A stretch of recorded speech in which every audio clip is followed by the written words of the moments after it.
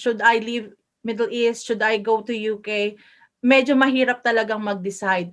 Always remember, Manong knows.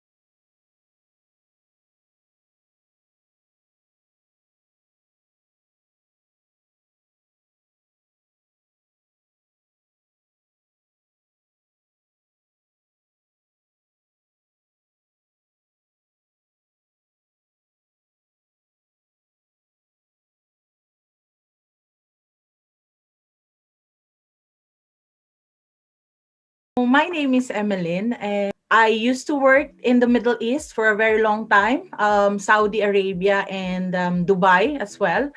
And recently, just last year, I moved in to the UK.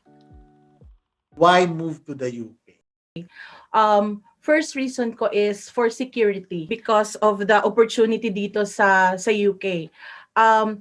We enjoy the opportunity na nakukuha din ng mga other nationality like British and European as well. Unlike sa Middle East, another thing is career progress. I think I've been doing the same routine for more than 10 years in the Middle East. So I think coming to the UK is one way to progress in terms of my nursing career.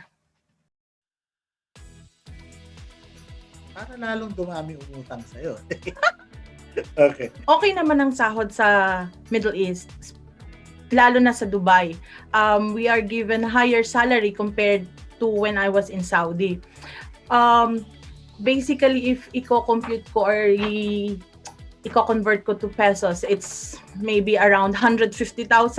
So, although still nagde-differ siya depending kung anong unit ka, because in Middle East and especially in Dubai, if you are working in a special area, you are earning more than the nurses na nag-work sa ward.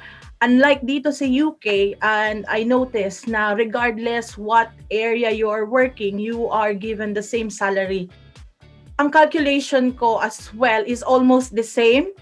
In terms of basic salary, it's almost the same. It's just that the difference here in the UK is we have additional enhancement payment. We have additional rate if you worked in special areas because we have specialist rate.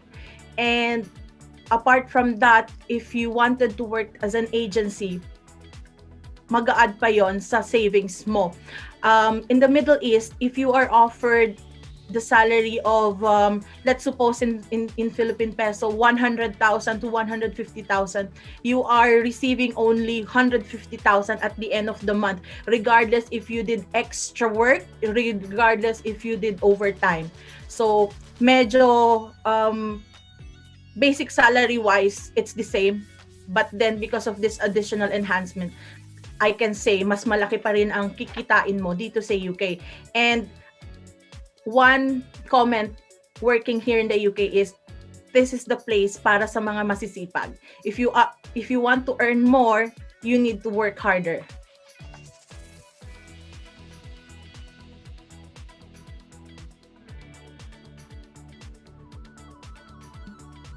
Another thing is, if we adopt and we manage to work in the Middle East knowing that most of the people speak Arabic, ano na lang here in the UK where you understand English very well. Okay, so workload-wise, in the Middle East, we work 47 hours a week, and that's around four days in a week. So we have let's say 3 days off. Dito naman sa UK, we have 37.5 hours. So that's equivalent to 3 days in a week, and you are left with 4 days off. So it's up to you what you will do with that 4 days off. Either you do bank, you do agency work. So I mean, it's totally up to you. Workload in terms of sa ward ka or if nasa clinical area ka is, I think here it's less because you are being supported very well, because they wanted safe practice. Kahit saan naman, they wanted safe practice. It's just that in the Middle East, I feel like you need to do everything.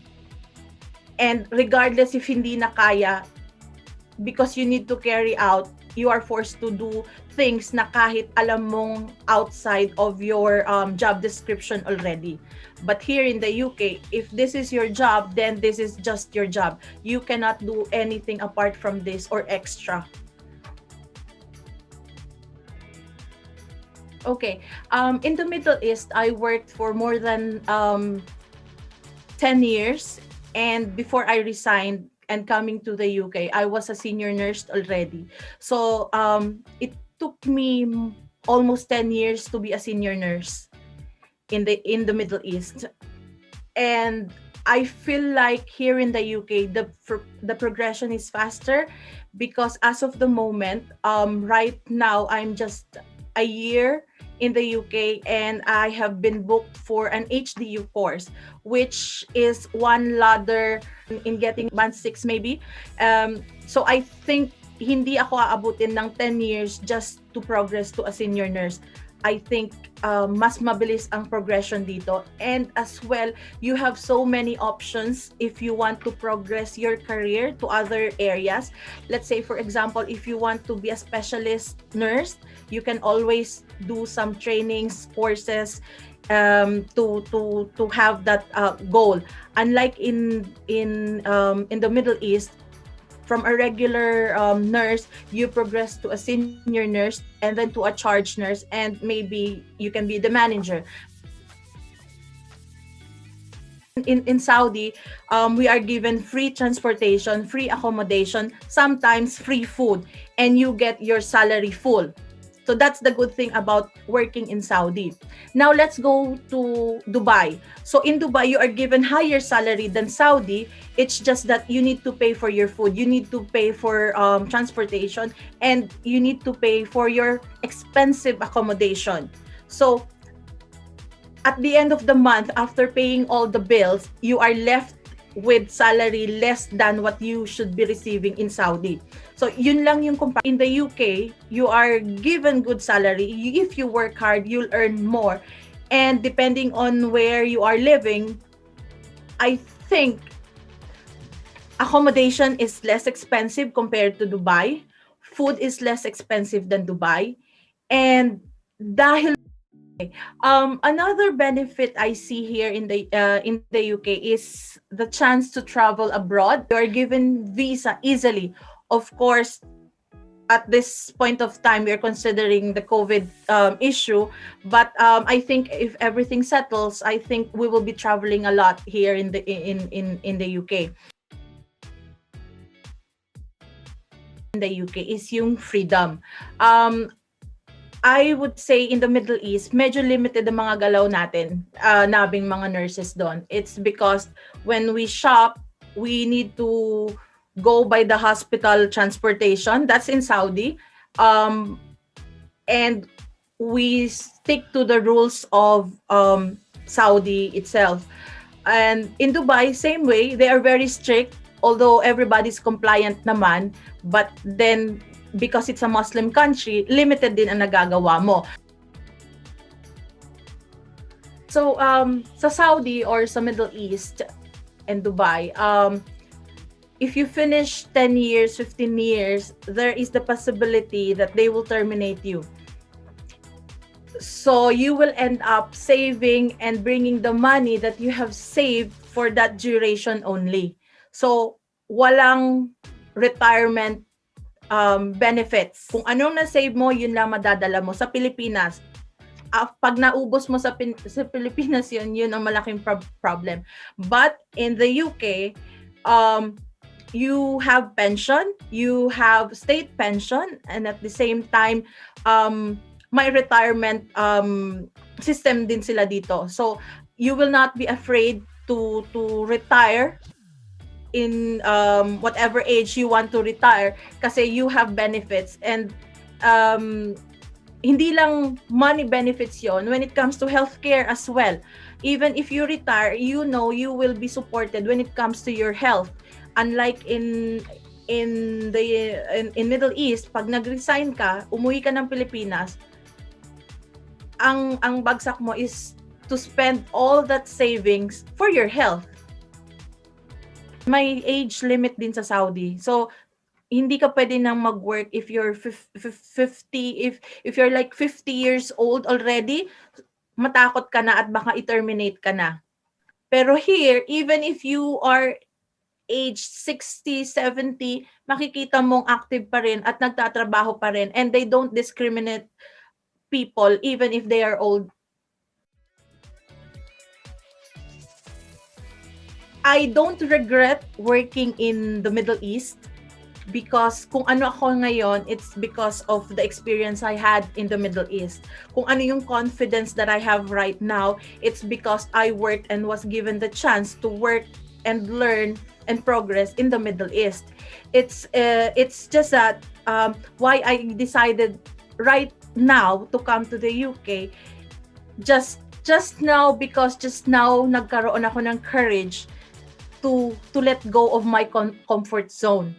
So this is the time na I thought na if I don't move forward, if I don't move to another country like UK, I will be stagnant and do the same thing even if I worked in the UK in the Middle East for another 10 years. So that's the reason why I moved to the UK. Like I said, I don't regret working in the Middle East, but if only I had the courage before, sana noon pa ako nag-UK. I know most of the nurses in the Middle East natatakot na mag-invest in terms of exams dahil expensive ang exams, dahil the risk of failing the exam is there. But I would advise you not to be afraid kasi unless you try, hindi mo malalaman kung kaya mo o hindi. So that's what I have done when I was in the Middle East. Hesitant akong mag-take ng exam because I thought this is a big amount of money to take the exams. It's not just one exam.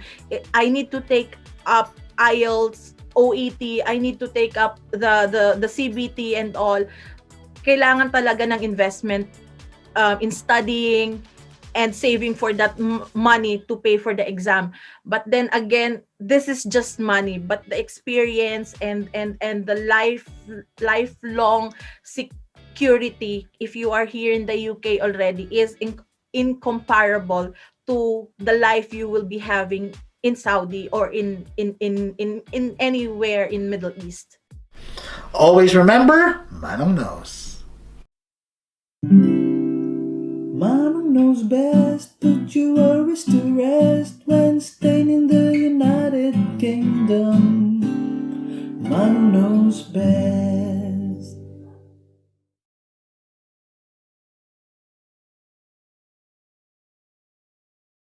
Subscribe to our YouTube channel. Join our Facebook group, Filipino UK Nurse. Sign up to our website, www.filipinouknurse.com.